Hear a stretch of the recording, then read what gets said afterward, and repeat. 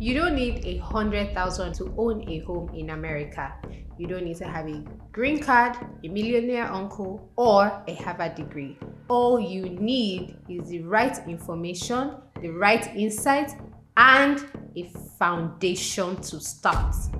Oh, my name is Stella. I will be your host.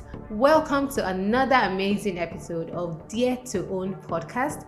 And on this episode, we have the brilliant Oladipupo Clement, who would be demystifying fractional home ownership in the US. It promises to be insightful. Join us as we unpack all that you need to know to start investing. See you in the episode. All right, thank you so much, Stella, and welcome everyone. Truth of the matter is, um, a lot of people are currently earning in different currencies other than the United States dollars. And if your objective is to start earning in dollars, you want to begin to consider investments or asset classes that establishes such cash flow. The second layer of barrier that a lot of people also have to deal with is um, houses are very expensive, and truly they are. Houses are expensive. Um, so, what options do people have? The options are to save up money, borrow money, or collaborate with other people, right? If you decide to save up money, the houses get more expensive by the time you think you've raised some money. They get more expensive with time. If you decide to borrow money, interest also accrue, and you ultimately, like I often say, when people say, "Oh, I have accessed mortgage," or rather, I've bought a house. And listen, this is open conversation, and I know people have taken me up on this this school of thought that when you bought a house with mortgage, or you signed up for a mortgage plan as opposed to renting a house, what happens is that you typically have switched landlord. Your landlord was probably an individual. Now your new landlord is a bank. That's what it is. The house is not yours fully until you pay off. And sometimes you have the next 10, 20, 30 years. And what I've seen again and again, especially in the United States of America, and I'm sure it applies in many Western world, is that the first half of that tenor of repayment is usually in offsetting the interest. So you've not even started paying off the loan you borrowed. It is just interest that you are still offsetting. And yes, people tell you you are building equity into your property. You can borrow against that equity. You can leverage that equity to fund new projects and all of those things. And there's a lot of sense in that. But the question is, what other alternatives are there? One of such alternatives that I personally think people should consider is collaborating with one another. In diaspora, we have a growing diasporan community where once somebody has a new baby or they want to do baby shower or there's a wedding, and what have you. You see people come together, they join forces together to come celebrate with the person or with the family. And I see that play out again and again. I've had the privilege of also, witnessing or experiencing something like that. So I see situations where people gather together when it is time for us to spend and sometimes to even to waste. But I rarely see people come together um, in that same manner when it comes to building wealth, transgenerational wealth, especially people of the African descent. And it's much of a concern to me because we tend not to trust people when it comes to investing and planning for the future. But we are communal.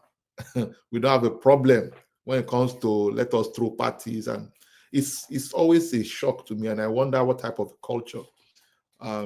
what type of a mindset is that. So the third option really um, is to is to collaborate with others if you do not have the financial might.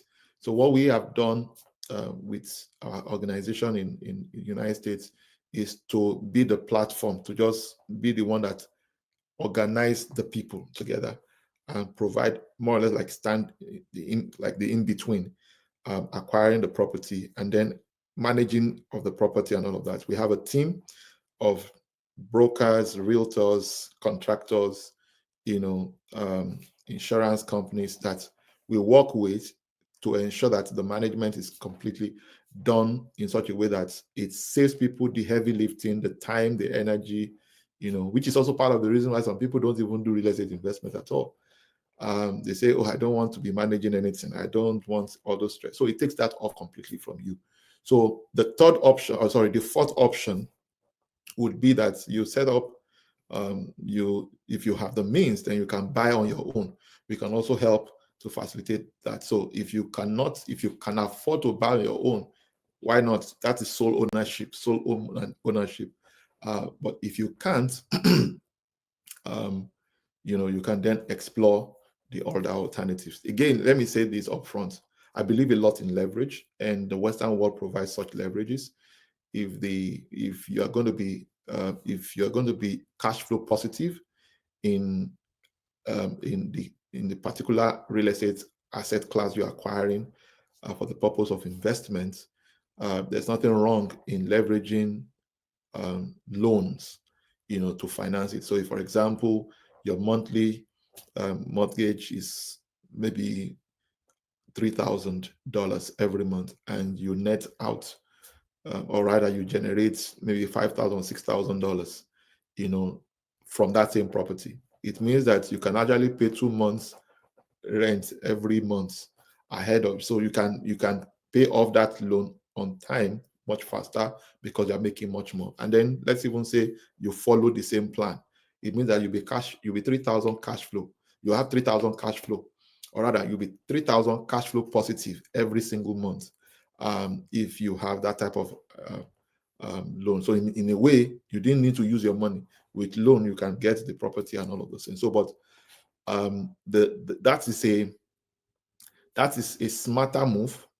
But if you don't want to have headache, and there are a lot of processes around this, there are a lot of complications around this as well. So my point is, if you cannot afford, you don't have access to credit, and you can't afford to buy on your own, then you may want to you may want to go through the mortgage route. The mortgage route, if it is an investment, right, it's a smart move.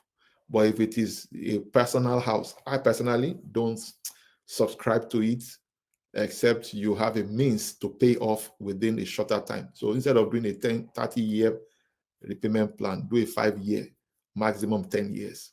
That is what I recommend if you are ever going to have to buy. And then why don't you build up a portfolio of assets? Now, this is my argument. Really, I'm not against people, buying houses with mortgage and all of those. My argument is, if you can pay it off much sooner, that is a better approach, right? Yeah, that's really my argument. And then if you want to access loan, use it to fund investment properties that ultimately should be cash flow positive. Really, that's my idea around all of that. So, but for those who say, oh, I want to make money in dollars, I want to start earning in dollars, and I don't have the means to buy on my own, I can collaborate with others. Then you can reach out to us, you can join our wait list, and then for every batch of houses we buy, we're currently focusing on the state of Georgia. At this point in time, we've explored several other markets, but state of Georgia is where we already have an existing team that we work with, and we've already facilitated some sole ownership already, and we are also in the process of facilitating some fractional ownership at this point in time. So people, we just to aggregate those funds together and make the purchase outright. No grammar, no story. We can sleep at night, no pressure. We're not raising any fresh money to do maintenance or whatever. And then everybody shares the rental income, periodically. So that's pretty much the way it is. And then there's updates consistently in the community where each of the co-owners belong to. So that's pretty much the way we operate it. Thank you very much. That was really, really extensive. And I really love how you broke that down, because during the course of us having these conversations, even in Power Podcasts, we speak about investing, and not just investing locally, but investing across geographies and also across currencies. So this comes very handy. So everyone who is listening, please make sure you take advantage of opportunities to invest abroad, invest in a new geography so that you can also earn a new currency. And I like how you've always also mentioned that one of the reasons why this is important, because I will still come back to that, is so that we can hedge against devaluation and also to hedge against inflation. But I also know that one of the things that you also advocate for is the fact that everyone who wants to invest in anything should properly investigate before they invest, and Absolutely. how you are also of the school of thought that educated investors make better decisions because you're Absolutely. not making emotional decisions or just saying I think it will work. Your head is very clear. You know what is at stake, which is very beautiful and which is a place everyone should be. Because when you're now informed about something, it becomes habitual, it becomes natural and behavioral for you. It's like on autopilot already. So True. this brings me to the next question about what are some of the hidden fears that you think that people have when it comes to investing in fractional ownership abroad, particularly knowing that they are based in Nigeria and they might not even see these properties anytime soon. What are some of those fears and how can you allay these fears that they have? All right. I think it's usually, you see, when it comes to investing in general, it's a business of trust, right? So you don't, um, the same way people from Africans in diaspora who are also trying to put money back home in Africa, who are trying to buy properties in Africa, also have the similar fear. It's the same concern. Where trust is absent, fear is heightened. Or where fear is present, trust is low. All right. So, so the best way is have people on ground that can go vet the thing on your behalf. Right. That is one option. The other option is make sure that you are dealing with people that you know that have a reputation that they can't afford to lose. And they have a name to protect. Excuse me. They have a name to protect, and that's very important because, again, for example, a country like the United States of America is a very litigious country, and so there are so many agreements, documents that you need to go through. So it's not because again, even in our own fractional ownership, fractional home ownership program, it's not even open to everybody. We too are careful who we bring in. The source of your fund matters to us. So we're not just open to just every Tom, Dick, and Harry. I mean, you understand what I'm talking about? In the same way, we are also careful who we receive funds, or who we collaborate with, or who we put together with others. We are also careful. You too should be careful who you are releasing your funds to. The Holy Book says, "Where your treasure is, there your heart should be." And then you want to be sure that where your resources are is with trusted fellows, trusted individuals. So that's pretty much what I would just say. There's very little. The houses are verified. You can check the address. You can even check it on Google. You can check the satellite. You can check everything. You can vet it. And then who says you can't come to America? If you're already in America, makes a lot of sense, right? Or if you're not in America, but have people in America, then you can send them, I beg, let me go and check. They said they will bought one property. Let me go and see that it is not a digital house, it is physical house. Do you get? So, you want to be sure. I personally would prefer not to receive payments or money from people. I prefer, can you still see me? All right. I'll prefer not to, I would prefer that people do not part with their hard-earned funds, until they are sure they are doing the right thing, right? And I'm glad you mentioned it, that a more educated investor, they make better, smarter decisions, right? Your head will be correct. Your head has to be correct, to be before you part with your hard-earned fund. And that's what I'm more interested in, really, to be honest with you. I'm very, very interested in that. Yeah, so I mean, if you're interested, we'll send you, there's an expression of interest that you have to fill. There's an expression of interest form. When you complete that form, you will understand exactly what you are entering into. So we are not in a hurry to gather people. We want to make sure that with people with like minds, people with similar objectives are the ones we put together, right? At the end of the day. You get my point? Yeah. So again, let me say this: knowledge trumps fear, right?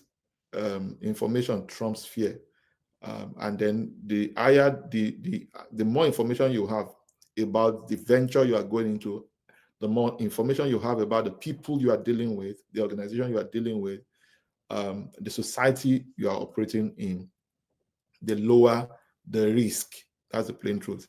Now, I typically would ask myself, if I'm doing this with other people, assuming that we are not the one at the forefront of organizing this, what will be racing through my mind is exactly the same thing we put in place. So first and foremost, I want to be sure that what happens if there is need for repairs, for example, on those properties? What happens? Who collects the rent? How is the rent shared? I'm interested in knowing all of that. All of that is covered in the expression of interest form. Do you get the point I'm making? So you already know exactly what you are coming into. And then, are we doing this just so that are we buying to flip, or are we buying for cash flow? We are doing this purely for cash flow, purely for cash flow. Um, and then, what is the worst thing that can happen if things don't go as planned? Let's assume that the occupancy rate of this property, we are buying it for cash flow. That means we want to put a tenant in those properties. What happens if the tenant doesn't pay as often or pays for only a few times in the year? What happens to our revenue? The worst thing that can happen is that we sell our property, right? That's the worst thing that will happen. Not that the property does not exist and you have paid. That's why I said the knowledge of the people, the knowledge of the institution, the type of agreements that you are signing, all of those things put together is what really matters at the end of the day. I don't know if I answered that question. Yeah. Yes, yes, yes. Yes, so beautiful. I like that. I particularly like the fact that you mentioned that knowledge trumps fear, information trumps fear. Because when you know enough about a thing, you walk in confidently, knowing that every gray area, every box has been ticked, every checklist, like proper due diligence and investigation has gone ahead of you. So you are very confident when you are going in. You know that any other thing that might happen might be an act of God that you have not properly taken note of. And because we've mentioned this, I think it's also good for us to now sort of settle into this conversation by explaining some of these terms. Some persons are just hearing fractional home ownership for the first time. They don't even know what it means, but they are sort of now getting interested because how we mentioned about cash flow. People like where they can make money, income generation. They're very, very interested in that. So now I want to educate for the people who don't have an idea. This is their first time of hearing this. What exactly does fractional home ownership mean? In such a way that a layman would totally understand it and can buy into it already. All right. So thank you so much for that question. So I would make it as practical as possible so that, I mean, this is not a school. I'm not trying to do any definitions.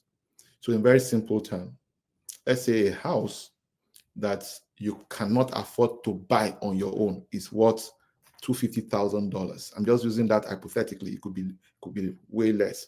Some of the houses that we are currently even purchasing are way less than that. Okay, but if $250,000 is the worth or the value of the house we want to purchase, but you cannot afford to buy on your own, you have 50,000. We can create, we can have other members of the group who have 50,000, maybe another four other people, right? With their $50,000, we can then bring that fund of 250,000 together and buy a single house. Okay, so each of the participators in that home ownership are fractional owners or co-owners because they own a fraction of the entire house. Does that make any sense? So it's as simple as that, right?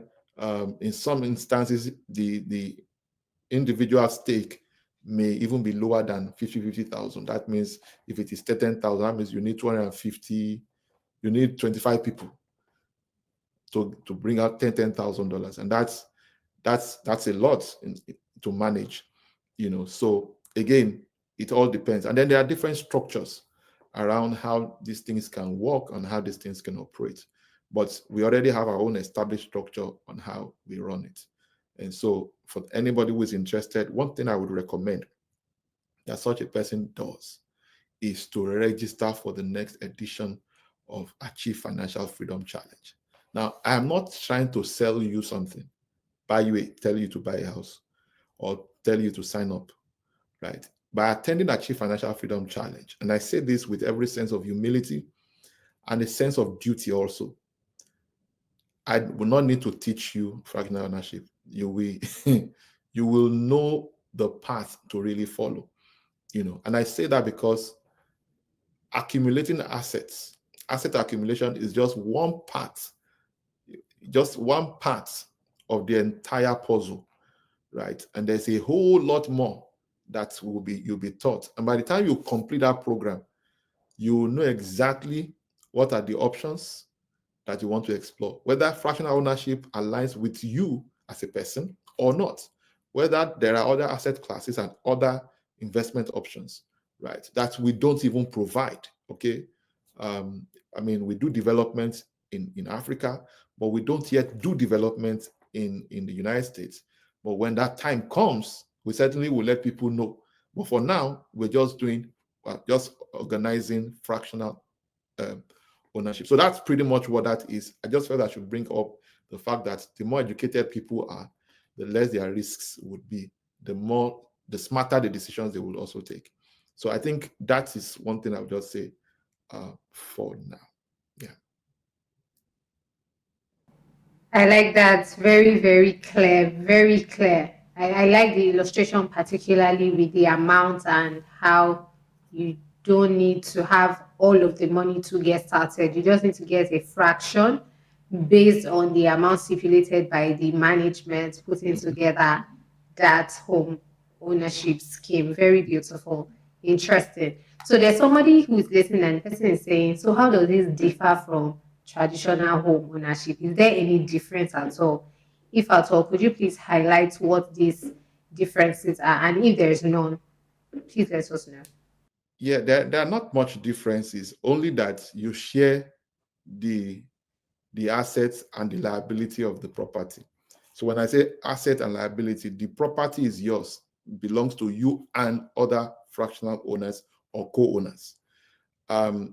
When there is profit, revenue, rental income as it comes in is shared among all the fractional owners. So there's not much different. So if the entire house belongs to you, right, you earn the entire rental income. Again, if there are repairs to be carried out, if there's work to be done, you also not carry that burden all alone. And then in this particular case, the way we structured it is such that you don't even need to worry about it, because we don't share the rental income until the end of year.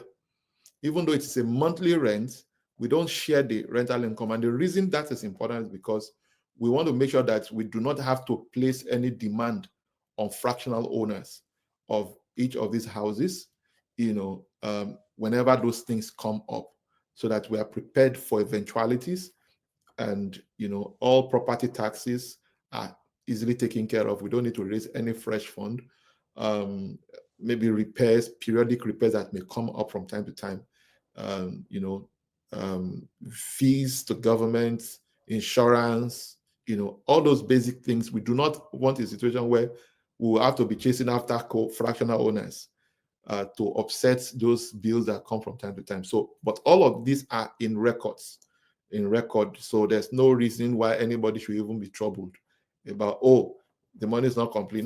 There's nothing like money is not complete. It's complete. It will be complete. It must be complete. So whatever expense is being reported, there's a property management firm in charge of those in charge of those properties, and there are agreements that we signed, right? And there are laws also binding on different jurisdictions where those properties are located. There are property taxes that are paid annually. So rents are being received monthly. Now, between the time people pay, the property is acquired, and the time we put in the tenants there, and the time we start to generate revenue, there may be a gap. It may be 1 day gap, it may be 1 week, it may be 2 weeks, but all of that, all the co-owners will all have a good understanding of the exact thing that is going on. We'll be updating them within the community. So there's not much difference between sole owner and co-owner. It's just like saying starting a business on your own and then deciding to start a business with another co-founder or other co-founders, right? So the risk is on you alone as a founder, but if you have co-founders, you share the risk, you share the burden, you share the load, right? You share the weight and the pressure of running the business, because of running this particular investment. So that's the difference. In fact, let me be honest with you. I've said it to a few of my coaching clients. For those especially who are interested in being a part of this, I've told them, even if you have the means to buy on your own, because it gives you, it lessens your pressure, right? I know there's a lot of we have this cultural belief that once the house is in my name and all of those things, it makes you feel good. It's not compared to sometimes the pressure that comes with it. Do you understand? So if you are interested if you have the means, I still would recommend you can even be a co-owner with others, even when you have the means. Instead of being a sole owner of one, be a co-owner of 2 or 5 or 3. Do you understand? Because that way you share the risk, and everything can't have problem at the same time. Do you understand? All the tenants can't misbehave at the same time. Do you understand? So sometimes you can have properties that the tenant's head is correct, and then you have another one, the tenant's head is incorrect. Permit me for just kidding, actually. So these things do happen, So you get a tenant with all the due diligence that the property management firm has done, and then eventually they put in the tenant there. The tenant should prove that he has a stable job, is not married or is married, has one child, expecting another one. But by the time you give them the house, then you see battalion of children gathering in the place, battalion of human beings, and all sorts. It can be, these are things that happen again and again. So as much as due diligence is done, there's a lot of back end work that is being done to ensure that the right tenants are sourced and placed in those houses. You don't have guarantee on everyone not misbehaving. You understand? So that's part of the reasons why it's important to have everything.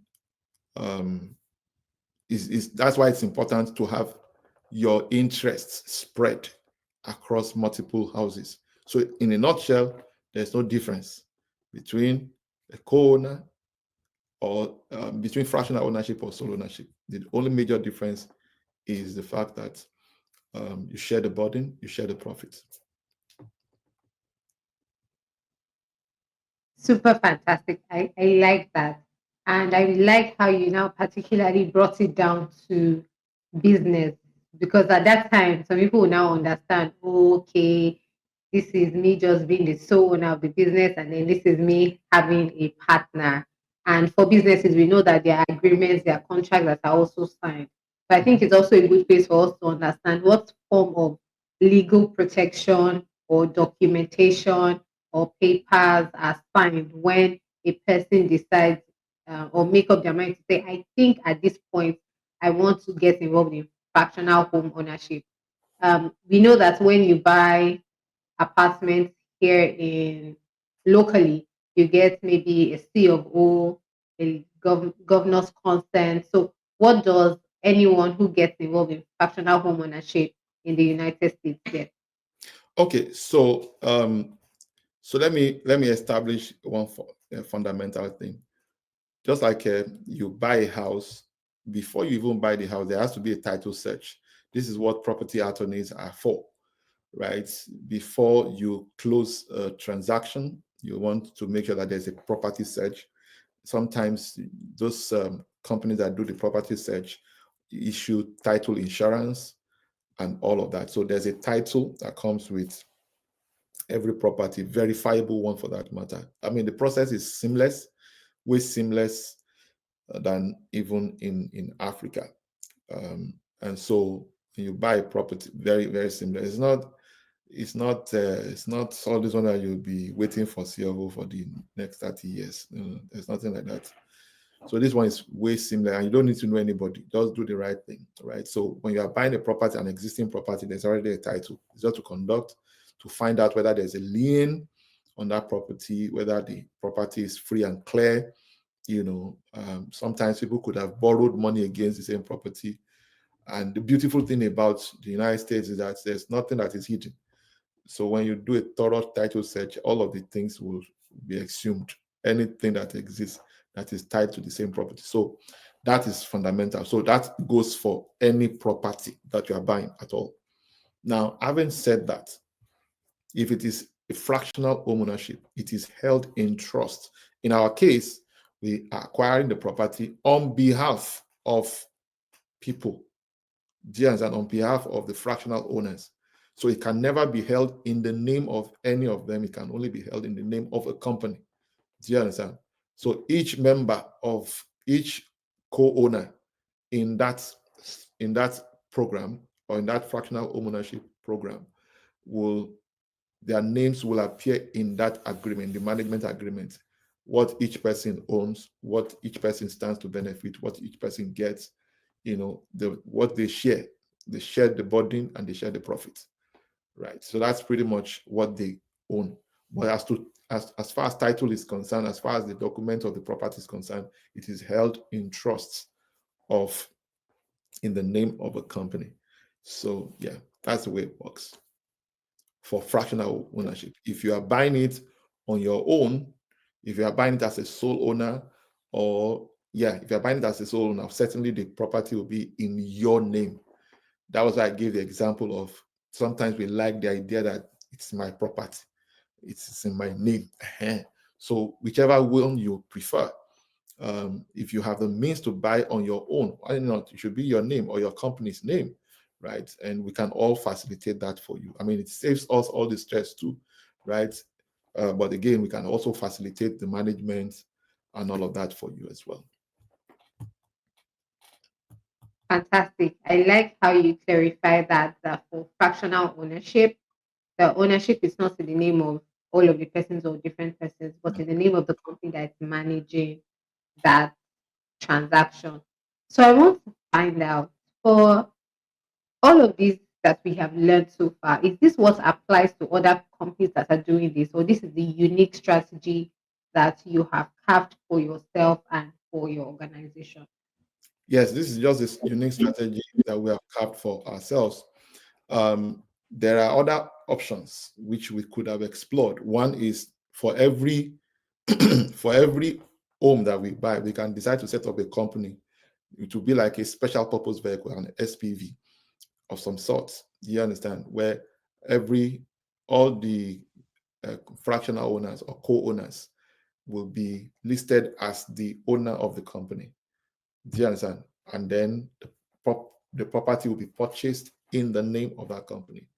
The reason why we didn't consider it that way or follow through with that is that somebody may buy now, may not be interested in buying the next batch, right? And so that would be, and we can't remove them from the company that they've already formed together. And then you don't want to be creating companies for every batch, So to simplify the entire process, we decided to leave it as just one company that is holding all these properties in trust. The agreements or the contract binds every co-owner together is shared, by signed by all the fractional owners. So even if it's just one person from the first batch or second batch or third batch that is participating in the fourth batch, right? And there are new people who are participating, then it doesn't affect these other people. But whatever interest I have is protected in all the properties. That's what matters at the end of it. And that's what the contract is about, right? Yeah. Beautiful, beautiful. I really like that. I like how that was clarified. And then there's someone who is saying, okay, now I've been hearing all of this and all of this, but are there really any red flags that a person should be wary of when they are getting into fractional home ownership? Now, this is because some people might be listening to this and it's just reconfirming what they've already heard from maybe somebody who has been trying to get them to do fractional ownership. And so they're not doing it with you, they're doing it with someone else. So, what are some of those red flags that they should be wary of? Like when they begin to see these signs or hear these kind of things, they just know that something is about to go wrong. I should flee. Well, it's not something that is being popularized.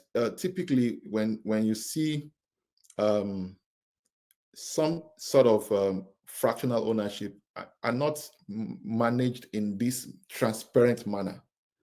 They are often with guarantees, and it's usually are floated as funds, like a fund, with registered with SEC, and then they give you a single digit or give you some kind of returns. And there are several platforms like that across the United States of America, whose funds are registered with SEC. We also have that option, which we are looking critically into in the coming months. But it's not what we want to. We're starting with the low-hanging fruits for now.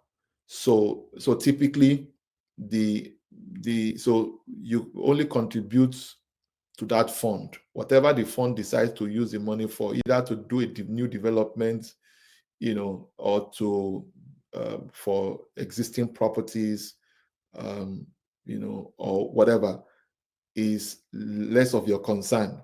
What you are concerned about is what returns are they sending to you, under that managed fund. So there's a particular, I don't want to start mentioning names of such platforms, because that's not what this is about. um, but people feel comfortable with such platforms because it also eases them of the pressure and the pressure of managing those properties. So even if you have $250,000 and you buy a house, and then you have to go and be checking, is the pop tap working, is the plumbing works intact, is the electrical works intact, it can be very stressful. You can't be putting money somewhere and then still be stressed with that. So sometimes people just decide to consider such managed funds. Now the advantages of that is the fact that is the watchdog is SEC, which is very good, right? But there are also other conditions, right? That will may erode your interest or returns, right? Nothing is guaranteed anywhere. Nothing is guaranteed. That's why I said in this particular case, right? You don't want to commit funds. What's the worst thing that can happen? The worst thing that can happen is we sell our property, period. Do you get? So what are the red flags? I think if somebody is telling you fractional home ownership, do you see the house? Can they send you address? Is he online? Can do you understand what I'm talking about? So um and I think it should also begin with, do you know the people that you are dealing with? Right. I think it's important. Don't just pay for something you have not, people you have not tested, people you have not done business with before, right? Or people you have not verified. Do you get? And then what type of document agreement are you signing? Do you understand? All of those things are critical. As long as you are aligning with the agreements, they are aligning with the management, is aligning with the agreement. I think that's what matters at the end of the day. Yeah. So is the property real? Hope it's not architectural design. Home is not a digital house, it's a physical house. So you can send someone to go and verify, right? Of course, it comes at a cost. That's why I said to ease you distress, right? You have to be dealing with people that you know. I mean, this is an entirely transparent process. Let me say this up front. Anybody who decides to do fractional ownership with us, even we are going to be part of the each batch. And more importantly, we outsourced a significant part of the professional work, like management, like sourcing, even sourcing for the property. The best we do right now is to go inspect those properties. We don't build those properties. Let me give an example. Why we decided to start with this and not development is because before you even secure building permits and all of that, it takes some time. Getting your approvals and all of those things takes a couple of months, right? If not years, depending on the size of the project. So within that 6 months to 1 year or 18 months, you may have, if you decide to buy into an existing property, you have started earning returns. There's already a turnaround going on. And that's why we decided to go that route. While we understand the entire journey of development on the deeper level within the environment. I don't know if that makes sense. So if you're asking me what are the red flags, you don't buy a property that does not have title, that has lien on it. Those are the things that we outsource. Even the property that you want to buy, you want to make sure that you get inspectors to come and inspect those properties to check, is the roof in good shape? When was the last time? The HVAC, the heater. You want to check the foundation. All of those things are things that, and one of the things I love about the United States is the fact that you have the money does not mean that they will collect the money. You may give them earnest money, right? So that you can carry out your due diligence. The due diligence can span between 7 and 30 days. So you pay an earnest money of maybe, depending on the amount of the price for the property. That earnest money is like a placeholder till you are satisfied with the outcome of the due diligence, during which you can get back your earnest money if the outcome is not favorable or desirable, right? And then if that period of due diligence has passed, then and you decide to say, okay, I'm ready, it is only within that period that you can take back your earnest money, and there will be no problem. But after that due diligence period has expired, your earnest money is gone, whether you buy or not. So if you choose to buy, you just balance up whatever is left, and that's pretty much the way it works. And earnest money could range from as low as $500 or more, right? So it's not really too much an amount of money. So if you want to buy a $200,000, $100,000, or $150,000 house, and you just drop $1,000, you look at the gap, is wide apart. But that's enough to give you enough time to vet all the relevant things, check the status, and you can actually even go back to the drawing board to say, or negotiation table, to say, sorry, we're not comfortable, we noticed this, and for that reason, this offer we made, we want to bring it further down because it's still going to cost us more to put this in place, to put that in place. So these are some of the things that we typically do. So it is at the initial stage that we do all the work, and you want to have, like we normally talk about,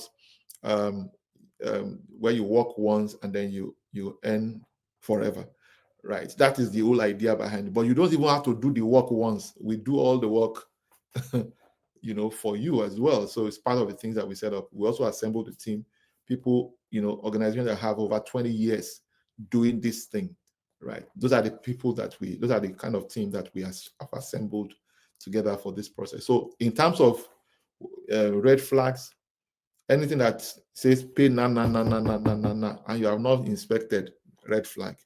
You have not seen what you want buy. Me, I get name where I want protect. I have a lot at stake. I won't come and carry people's money and go and put in something that we have not vetted. It may interest you to know that in the last 2 months, Okay, this is August already. Yeah, in the last 2 months, yeah, in the last 2 months, I have inspected more than 100 houses. Yes, I'm like, wow, 100 houses already. More than 100 houses. I'm even trying to be conservative. And that's to tell Mm. you the degree of, research, you know, um, due diligence that we do, you know. And so, and we are yet to conclude on, okay, we have only concluded on one. So in out of 100, we settled for one. Now, not because, now, let me say this up front, not because there are no houses that fit into what we want, that will give us the type of cash flow we want, but doesn't fit into our budget, into the budgets that we set as criteria. And then there's also there's a criteria for rental income too, that we set as well. So if you want this type of rent, then you should be prepared to up your budget. If you want this type of if you want this type of budget, then you must be ready to lower your rental income as well. So we want, the we want the best of both worlds, so to speak, and that's the reason why we have not really settled on all some of the houses that we have seen. But they are very good houses and in nice neighborhoods, right? And some of them are even turnkey, you know, tenant ready. Some of them you still need to do a couple of repairs, so that's pretty much what it is so far. Fantastic. I really like that. I really love that. And some people have been listening and, you've really gotten them interested and they're like, okay, I want to start. I've been hearing everything that you've said. So what is the least amount? When if I want to do this business with you, if I want to get involved, how much are we looking at?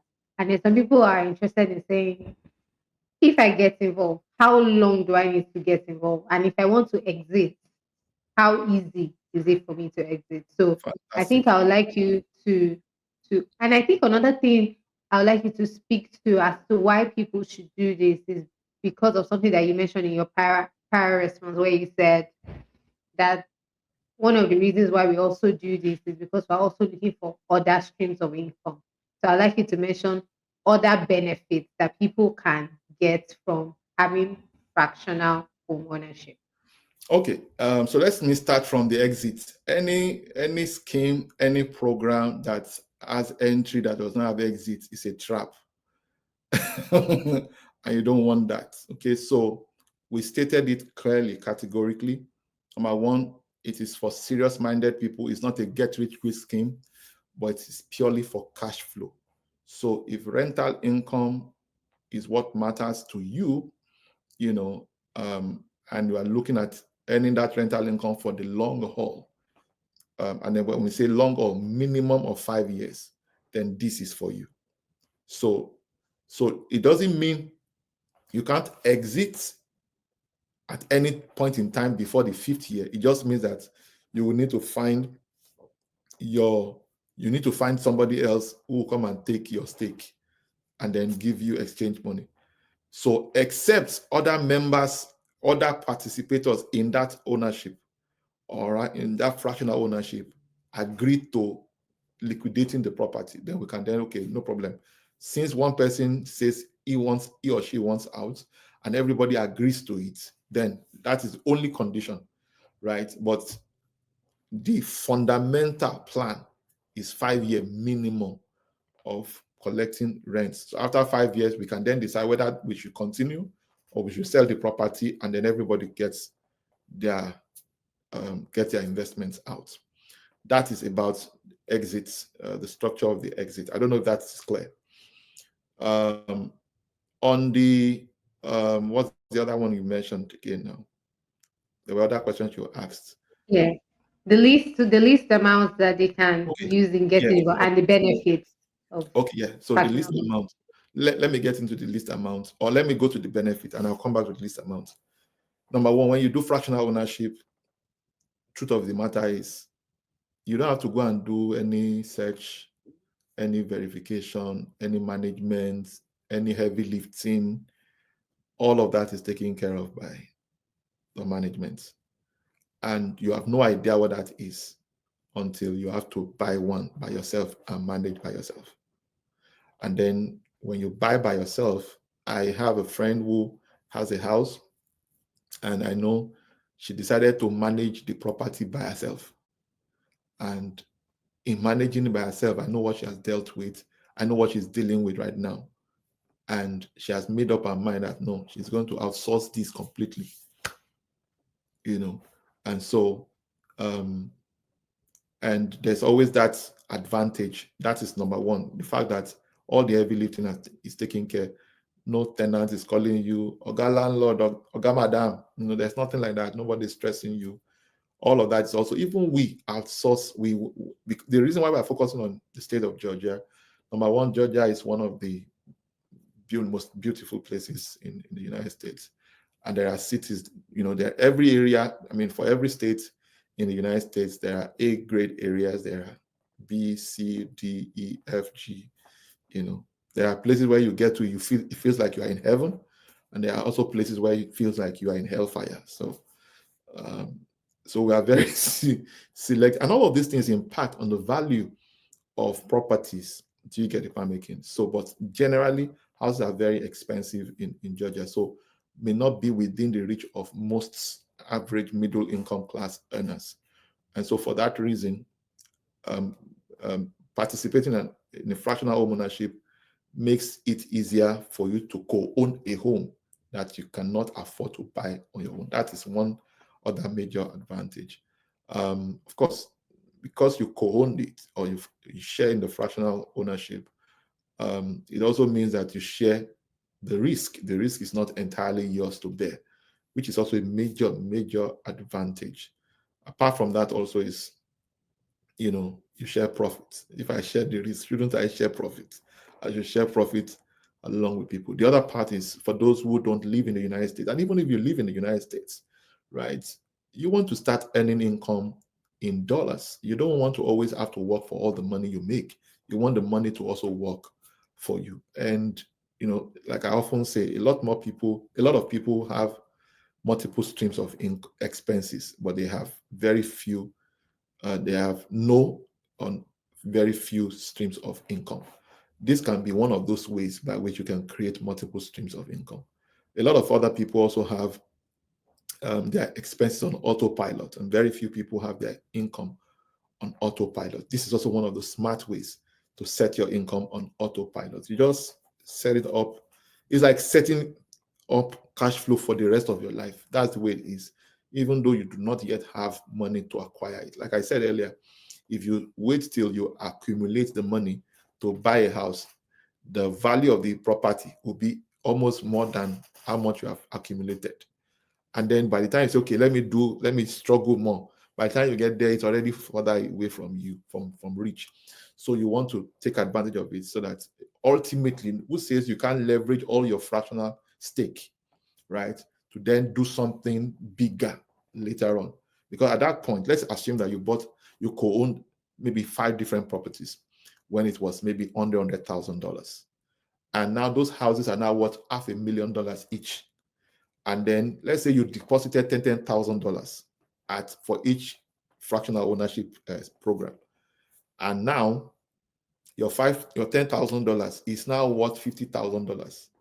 And now you have stake in 5 of such properties. How much is your worth? That is apart from cash flow that you would have generated over time. Do you get the point making? So those are the advantages. So you are setting your money you are setting income on autopilot. You work once and you earn forever. That is the whole idea behind this. So how much can you participate in? Essentially, right now, the houses that we look out for are not less than $100,000. So if it is, say, $100,000, let's assume it is $100,000, exact $100,000. What it means is that that $100,000, by the way, covers whether we're buying it in the open market, you are buying it on auction or whatever, covers repairs. It covers all the repairs, all the furnishings, basic furnishings. Most houses in the United States require that you have refrigerator, you have the cooker, you have the washer, the dryer, you have the um, dishwasher, you have everything in place. Those are the basic. It's basic. It's as basic. I see Stella smiling. It's like, come for Nigeria. Even the so, but that's the basic. So, and it makes your property attractive to tenants to want to, to take them up, right? So, it also includes insurance, property taxes, if there are any existing bills, maybe power bills, outstanding power bills, whatever bills that is existing, all of that is part of the thing that is cleared and paid off, with the money that we buy. So let's assume that we are buying at $100,000. You can buy as many slots as possible, but the minimum stake right now is $10,000. That's the minimum. So if it is $10,000 per slot, it means that 10 people can come together, 5 people can come together, 2 people can actually come together, but it's minimum of $10,000 per slot. You can have more slots than other people, but that also means that you have more returns, more rental income to share in every single time we share. And then, of course, you share the biggest risk. So that's pretty much what it is. It's $10,000 per slot. But you can own as many as you can afford. Yeah. But again, let me say this upfront. Like I said earlier, part of the reasons why we have inspected so many, but we have not settled for any yet, is because our criteria do not match. It's not matching. You want this rent, but you want this this cost or this value, right? So those are some of the things that are. But we're getting to that point now where we might have to settle for either lower rent and go for what we have said, or go for higher, and then we have more people to buy that together, and then settle for bigger rent. So it just doesn't work in the opposite direction. I don't know if I answered that question. Yes, yes, yes, you did. It just made me laugh when you were saying the basic thing, dryer, dishwasher. And I'm thinking about some apartments where the cabinet is not even complete here. Or there's no wardrobe. Like, it's just Yeah, very funny. those But are it's very fundamental. interesting.